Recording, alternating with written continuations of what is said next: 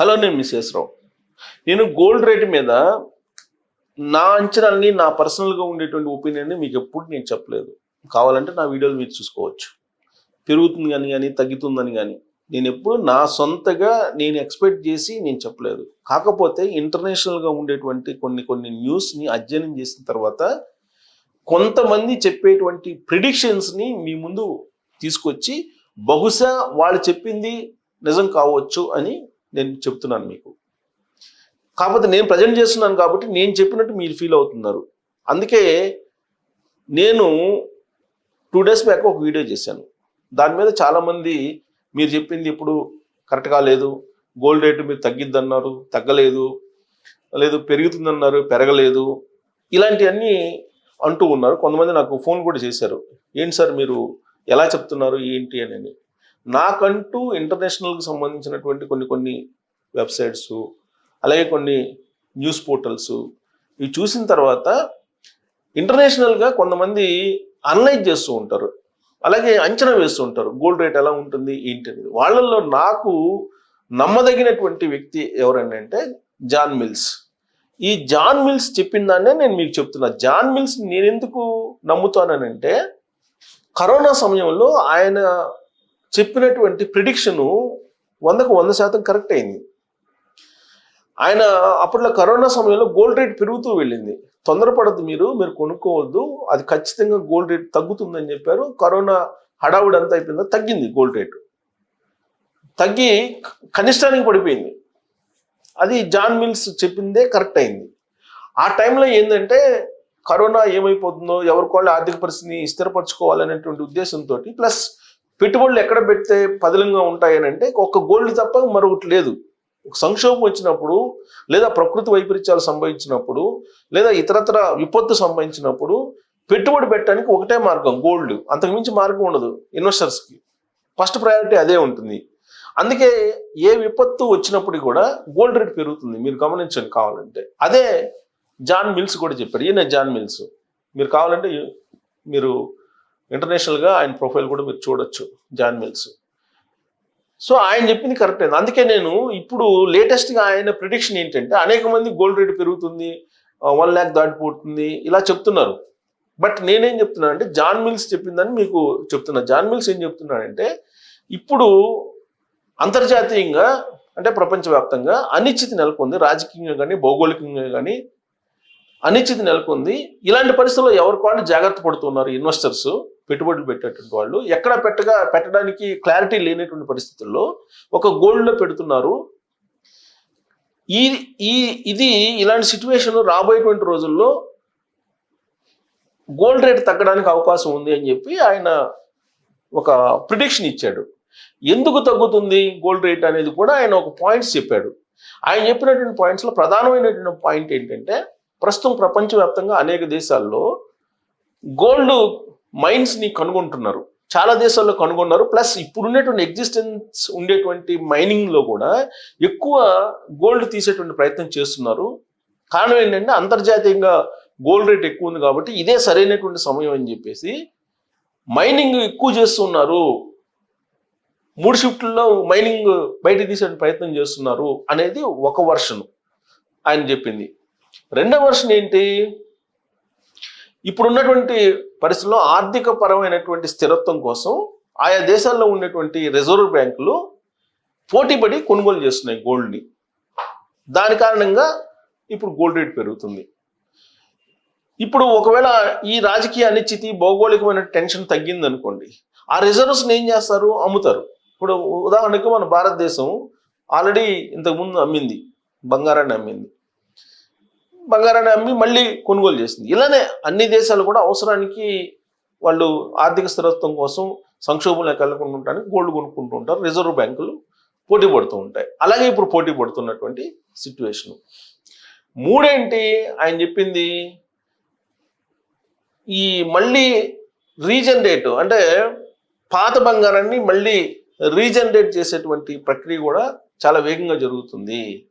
మళ్ళీ దాన్ని కరిగించి బంగారం తయారు చేసేది. కాబట్టి ఈ మూడు కారణాలు రాబోయేటువంటి 5 yearsలో అన్నాడు. రాబోయేటువంటి 5 yearsలో భారీగా బంగారం తగ్గడానికి కారణాలు ఉండొచ్చు అని చెప్పి ఆయన ఎక్స్పెక్ట్ చేశారు. అదే నేను మీకు చెప్పాను. జాన్ మిల్స్ చెప్పిందే చెప్పాను నేను. ఆయన చెప్పిన దాంట్లో నమ్మదగ్గ అంశాలు ఏంటంటే 2 బాగా 100% నమ్మొచ్చు. ఒకటి, మైనింగ్స్ పెరుగుతున్నాయి, గోల్డ్ మైన్స్ పెరుగుతున్నాయి ప్రపంచవ్యాప్తంగా. ఈవెన్ మన ఆంధ్రప్రదేశ్లోనే తీసుకోండి, ఆంధ్రప్రదేశ్లో 2 చోట్ల గోల్డ్ మైన్స్ని ఐడెంటిఫై చేశారు. ఆల్రెడీ ఇప్పుడు 350 కోట్లు పెట్టి ఆల్రెడీ మైనింగ్ చేస్తూ ఉన్నారు. సో ఇది రాబోయేటువంటి రోజుల్లో ఇంకా ఎక్కువ గోల్డ్ని మైనింగ్ ద్వారా తీసుకొచ్చేటువంటి అవకాశం ఉంది. అనంతపురం జిల్లాలో అలాగే చిత్తూరు జిల్లాలో మైన్స్ ఉన్నాయి, గోల్డ్ మైన్స్, బంగారపు గనులు అక్కడ ఐడెంటిఫై చేశారు. వాటి నుంచి బంగారం తీయడం ప్రారంభించారు. ఇలా ప్రపంచవ్యాప్తంగా అనేక చోట్ల బంగారపు గనులను ఐడెంటిఫై చేశారు. సో దాని నుంచి బంగారం ఉత్పత్తి ఎక్కువ అవుతుంది. బంగారం ఉత్పత్తి ఎక్కువైనప్పుడు అప్పుడు ఏమవుతుంది, ఆటోమేటిక్గా ధర తగ్గిపోతుంది కదా. ఆయన చెప్పిన లాజిక్ అది నిజమే ఉండొచ్చు. అది నిజమని చెప్పి నమ్మడానికి కూడా అవకాశం ఉంది. ఇక రెండో పాయింట్ ఏంటి, రిజర్వ్ బ్యాంక్స్ పోటీపడి కొంటున్నాయి. ఆయా దేశాల రిజర్వ్ బ్యాంక్స్ పోటీపడి బంగారం కొంటున్నాయి. అది కూడా 100% నిజమే కదా. ఇప్పుడు భారతదేశం ఎప్పుడూ లేని విధంగా ఈసారి దాదాపు 10 టన్నుల బంగారాన్ని కొనుగోలు చేసింది ఈ సంక్షోభంలో కూడా. ఎందుకు, ప్రపంచవ్యాప్తంగా నీకు అనిశ్చిత పరిస్థితి నెలకొంది, ప్లస్ ఇన్వెస్టర్స్ నీకు పెట్టుబడులు పెట్టడానికి ఇతర రంగాల్లో ముందుకు రావట్లేదు, గోల్డ్లో పెడుతున్నారు. అప్పుడు నీకు గోల్డ్లో పెట్టినప్పుడు గోల్డ్ రేటు పెరుగుతుంది కాబట్టి ఇప్పుడు భారతదేశ సంపద కూడా పెరుగుతుంది. ఆటోమేటిక్ సంపద పెరిగినట్టు మనకు కనిపిస్తుంది, పెరుగుతుంది కూడా. సో ఆ కారణం చేత రిజర్వ్ బ్యాంక్స్ కూడా పోటీ పడుతున్నాయి. అందువల్ల ప్రపంచవ్యాప్తంగా రిజర్వ్ బ్యాంక్స్ పోటీ పడుతున్నాయి కాబట్టి ఇప్పుడు డిమాండ్ ఎక్కువ ఉంది కాబట్టి బంగారం రేటు పెరుగుతుంది. 3 ఏంటంటే ఆయన మళ్ళీ దాన్ని రీసైక్లింగ్ చేస్తున్నారు అని అంటున్నారు. పాత బంగారాన్ని రీసైక్లింగ్ చేయడం కూడా ఎక్కువైంది. అది కూడా రాబోయేటువంటి రోజుల్లో బంగారం రేటు తగ్గడానికి కారణంగా ఉంది అని అంటున్నారు. అది బహుశా నేను అనుకోవటం దాని ప్రభావం తక్కువ ఉండొచ్చాము. బట్ మొదటి 2 ప్రభావాలు మాత్రం ఖచ్చితంగా రాబోయేటువంటి రోజులు ఉంటాయి. అందుకే ఆయన చెప్పాడు 5 years తీసుకున్నాడు ఆయన. 5 years లోపల మీకు 10 గ్రాముల బంగారం 50,000 నుంచి 55,000 మాత్రమే ఉంటుంది, తగ్గుతుంది, ఇప్పుడున్నటువంటి రేటు ఉండదు అని చెప్పి ఆయన విశ్లేషణ చేస్తున్నాడు, ఆయన ఎక్స్పెక్ట్ చేస్తున్నాడు, ఆయన ప్రిడిక్ట్ చేస్తున్నాడు. గతంలో ఆయన చేసినటువంటి ప్రిడిక్షన్ కరెక్ట్ అయ్యాయి కాబట్టి నేను ఆయనది మీకు అభిప్రాయాన్ని తెలియజేస్తున్నాను. నా సొంత ఒపీనియన్ కాదు, నేను ఇంటర్నేషనల్గా ఉండేటువంటి మార్కెట్ని బేస్ చేసుకొని ఆయన చేసినటువంటి ప్రిడిక్షన్ ఏవైతే ఉన్నాయో, ఇప్పుడు ఔన్స్ బంగారం వచ్చేసి దాదాపు $3,100 ఉంది ఇప్పుడు ఔన్స్ బంగారం. సో కాబట్టి ఇంకా పెరుగుతుంది అనుకోండి, దానికి తగ్గట్టు మన బంగారం కూడా పెరుగుతుంది. ఇప్పుడు యాజ్ ఆఫ్ నౌ మన బంగారం ఎంత ఉంది, గత వారం 3,000 తగ్గింది ఒకేసారి. ఇప్పుడు మళ్ళీ గ్రాడ్యువల్గా పెరుగుతుంది. ఒకే రోజు 1,200 పెరిగింది, ఇప్పుడు మళ్ళీ గత 2 రోజుల నుంచి పెరుగుతుంది. ఇప్పుడు మన బంగారం ఎంత ఉంది మనం చూద్దాం. ఇప్పుడు హైదరాబాద్లో తీసుకుంటే గోల్డ్ రేటు 22 క్యారెట్ల బంగారం 8,510 రూపాయలు ఉంది గ్రాము. 22 క్యారెట్ల బంగారం అంటే నిన్నటి కంటే కూడా 85 రూపాయలు పెరిగింది. ఇక 24 క్యారెట్ల బంగారం ఏంటి, 9,284 రూపాయలు ఉంది, 93 రూపాయలు పెరిగింది నిన్నటి కంటే. ఇక 18 క్యారెట్లు 18 క్యారెట్స్ బంగారం వచ్చేసి 6,963 రూపాయలు ఉంది, ఇది 69 రూపాయలు పెరిగింది. దీనికి కారణం ఏంటి, ఈ పెంపుకి, ఈ గ్రాడ్యువల్ పెంపు కారణం ఏంటంటే ఏం చెప్తున్నారంటే, the price of gold in Hyderabad today is అని చెప్తే ఆ రేట్లు చెప్తూ, gold rates in Hyderabad depends on the global gold rates. ప్రపంచవ్యాప్తంగా నెలకొన్నటువంటి గోల్డ్ ధరలను బేస్ చేసుకొని ఇక్కడ కూడా మారుతూ ఉంటాయి.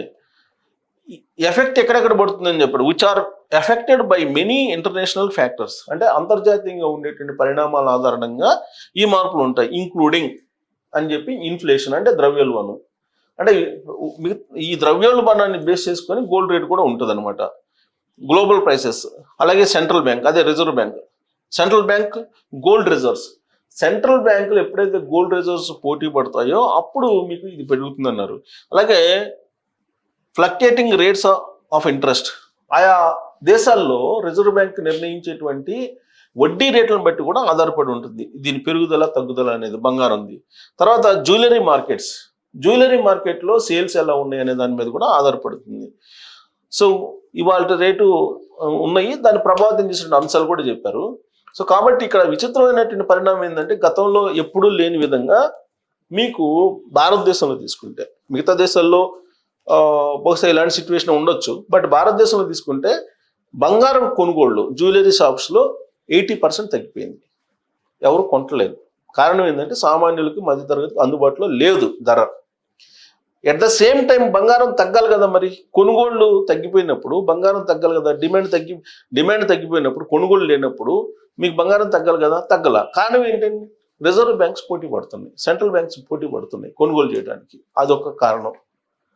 అలాగే అంతర్జాతీయంగా గోల్డ్ రేటు పెరుగుతుంది. దానికి కారణం ఏంటంటే ఇన్ఫ్లేషను, తర్వాత ఆయా దేశాల బ్యాంకులు, అమెరికా ఫెడ్ నిర్ణయించేటువంటి ఇంట్రెస్ట్ రేట్లు, ఇవన్నీ కూడా ఆధారపడి ఉంటాయి అన్నమాట. వీటన్నిటినీ ఒక చోట చేర్చి జాన్ మిల్స్ విశ్లేషణ చేస్తూ ఉంటారు. ఆయన చెప్పిన ప్రొడక్షన్ కరెక్టే. ఇప్పుడు గోల్డ్ రేట్ పెరుగుతున్నట్టు కనిపించినప్పటికీ రాబోయేటువంటి 5 సంవత్సరాల్లో ఖచ్చితంగా దీని ధర తగ్గుతుంది అని చెప్పి ఆయన ప్రిడిక్షన్. అదే నేను మీకు చెప్తున్నాను. నేను సొంతగా గోల్డ్ రేట్ గురించి మీకు ఏమీ చెప్పట్లేదు, కేవలం ఆయన చెప్పిన ప్రిడిక్షన్ మాత్రమే మీకు చెప్తున్నాను. అంతర్జాతీయంగా నెలకొన్నటువంటి ప్రస్తుత పరిస్థితుల్లో గోల్డ్ రేటు మరింత పెరిగేటువంటి అవకాశం కూడా ఉంది రాబోయే రోజుల్లో. అది అవకాశం లేకపోలేదు. కాకపోతే 5 years ప్రణాళిక పెట్టుకుంటే మాత్రం తగ్గుతుంది అని చెప్పి ఆయన చెప్తూ ఉన్నారు. సో దీని మీద మీ అభిప్రాయం తెలియజేయచ్చు. Thank you.